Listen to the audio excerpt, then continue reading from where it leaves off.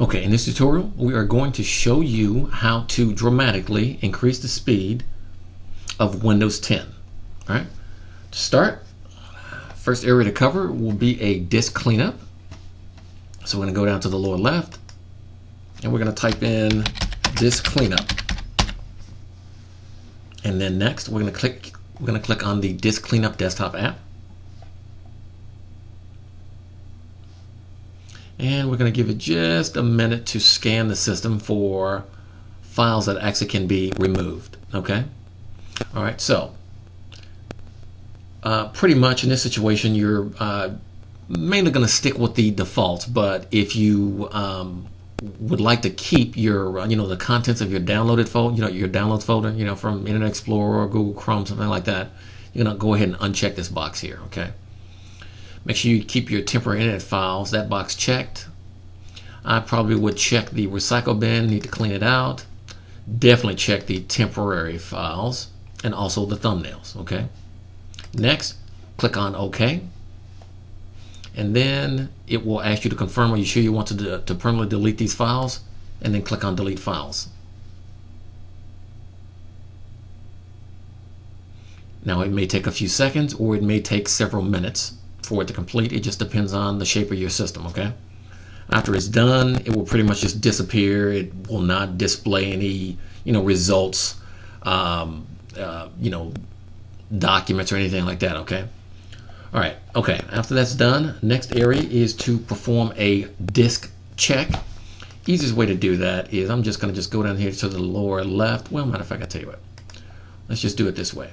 We're going to click on File Explorer from the Start menu. All right, and then locate. All right, locate disk C. I'm going to go ahead and click on this PC, and right-click on local disk C, and then select Properties. Now, after the Properties menu a box opens, click on the Tools tab. All right, and then next, click on right underneath Error Checking. Click on Check. All right, next, click on Scan Drive. All right, and let it scan your drive. Now, what it's going to do is it's going to check your drive for corrupt files and unused space that may be marked as in use, things like that. Okay. It may take a minute or two, or it may take 30 minutes or more, all right, for it to run. But let it complete. Okay.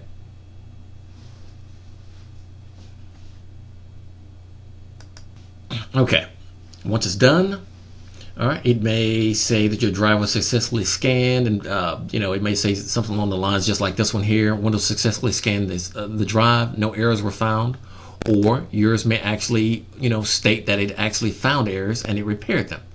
Okay. Either way, you can go ahead and close the window for the error checking. All right. Now, next thing in line would be to perform a disk defrag.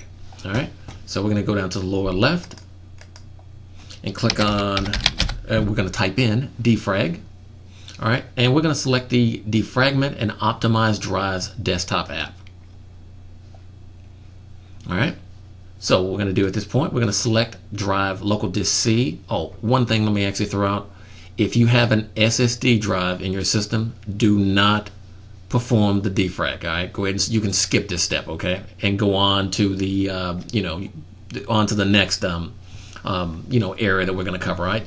Yeah, do not run this if you have an SSD, a solid state hard drive. Okay. All right, but if you don't have a solid state drive, all right, you're going to go ahead and click select local disk C, and then you're going to click on Optimize. Okay. All right, you're going to let this run. Now, it may take 10-15 minutes, or honestly, it may take several hours. All right, but let it run. All right, unless, of course, you do this often. Okay, otherwise, yeah, definitely let it run. I'm going to go ahead and stop this for the sake of this tutorial. All right, next area to cover would be to adjust your system for performance. All right, so what we're going to do is I'm going to go in the lower left and then type in just Control Now there's several other ways to get to this, but I just took the traditional way. We're going to set our view by to large icons in the upper right. Then we're going to scroll down, and then we're going to click on System. All right. Next, we're going to click on Advanced System Settings. All right. Next, under the Advanced tab, we're going to click on under Performance. We're going to click on Settings here on the right. All right. Next, we are going to click Adjust for Best Performance. All right. Once we've done that, we're going to go ahead and click on Apply. All right, and then we can just OK out of that. All right. Okay. Next, now since we still have the control panel window open, all right, this is the next area we're going to go to. I'm going to select control panel here so we can just back up just a bit. All right, because what we're doing now, we're going to go straight to the control panel, and we are going to perform a system maintenance operation. All right, so I'm going to change our view by from category in the upper right to large icons again. And then next, what we're going to do is we're going to click on troubleshooting. And then next, we're going to click on system and security. And then next, we're going to click on system maintenance. All right, now once this actually comes up, we're going to click on advanced. All right, and then we're going to select to run as administrator. All right, and then we're going to go ahead and click next. Now what it will do is actually run through and check your system for miscellaneous problems.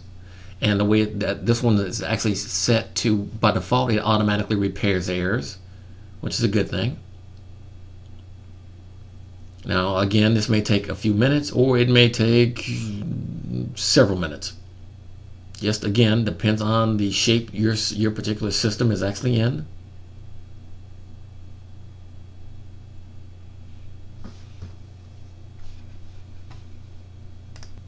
Okay, once it's done, it should state that the troubleshooting has completed. All right, and it may say no changes or updates were necessary, or it may list, a group of, changes that's actually made to your system, to repair, any errors that it actually located. Okay. All right, we're going to go ahead and click close on that. Okay. All right, next, now since we still have the control panel window open, I'm going to click right back on control panel again in the middle here, well, in the left. And we're going to change our view back to large icons as it keeps going back. All right, now what we're going to do this time is we're going to go ahead and decrease the operating system, the menu that it actually displays in reference to, which operating system you want to select. All right, so to do this, we're going to go ahead and go to System, and then Advanced System Settings, and then, all right, we're in Advanced. Okay, and then under Startup and Recovery, we're going to click on Settings here. I'm going to go ahead and close that. All right, now you can actually see on System Startup, it may display a list, and it's this one by default is set to display the list of operating systems, for you to choose 30 seconds, for 30 seconds. All right, we're going to change that. Probably would help to have the num lock on. We're going to change that to 10 seconds. All right, and then we're going to go ahead and click on OK, and then OK again. All right, next. Now this next area is going to be optional. All right, but it will definitely help on your system, the performance and your system, load time. All right, so what we're going to do is we're going to open the Task Manager. I'm just right-clicking on the taskbar down here, and then clicking on Task Manager, or you can press Control-Alt-Delete simultaneously one time, and then select to open the Task Manager. All right. Next, what we're going to do is go to Startup. All right. And you can actually see here, it's actually listing, a group of applications that started with Windows, the publisher, the status, whether it's enabled or not, and the startup impact. Okay. Now your focus should be on applications that have a high startup impact. Okay. So like OneDrive, if you don't use it, all right, I'm going to go ahead and click it, and then click on Disable down in the lower right. Okay. Now, GeekBuddy, we can just, matter of fact, yeah, we can actually just go ahead and disable that as well. Okay. Now, actually, this system needs to be restarted, so you know, to actually remove GeekBuddy here. But that's okay. That was from a previous tutorial. Okay, and this program that's not measured, we're going to go ahead and disable it too. So you can right-click on it and select Disable, or you can just click on it and then select Disable down the lower right. Okay. All right. Okay. Next, while we still have the Task Manager open, we're going to click on the Services tab. And then right-click anywhere over in the open space and select Open Services. All right, now this is strictly optional, but it will definitely help most of you if your systems are running slow. All right, what we need to do now is we need to temporarily disable the Windows updates. All right, now notice temporarily. All right, not permanently, just temporarily, because when it actually runs, I'm going to go ahead and change the order of this menu here, of this list of applications, services. When Windows Update runs, it just causes your system to drag along while it's actually checking, you know, through what updates you have installed and what you need to, install to, to update your system. All right, so what we're gonna do here is we're gonna locate Windows Update. Let's see here. It's right here. All right, I'm gonna double click on it and then select Stop. Now, if you simply just stop it, and it's set to automatic, or it most likely will just restart on its own. Okay, so just understand that. So what we actually suggest is just to disable it, just like I just did here. Set it to disable, and just hit Apply and OK out. All right. Now, again, this is only temporary. All right. So what we actually suggest is, when you have some downtime, whenever that may be, overnight, something like that, to come back here, all right, right back to Windows Update here. Oops. Yeah, right back to Windows Update, and then set this back the way you found it. All right, either to automatic or manual, however you actually found it before, okay?